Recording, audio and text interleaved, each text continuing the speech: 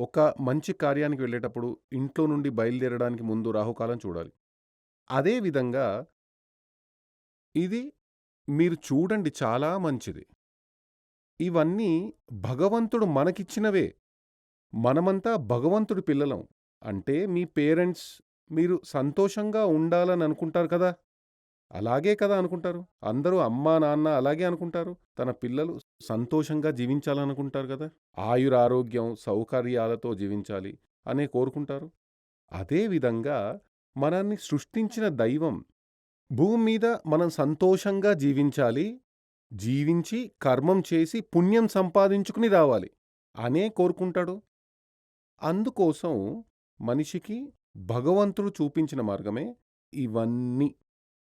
ఈరోజు ఏం చేయవచ్చు, ఈరోజు ఏం చేయకూడదు, ఇలాంటి అన్ని విషయాలు ఇందులో మనకి షార్ప్‌గా తెలుస్తాయి.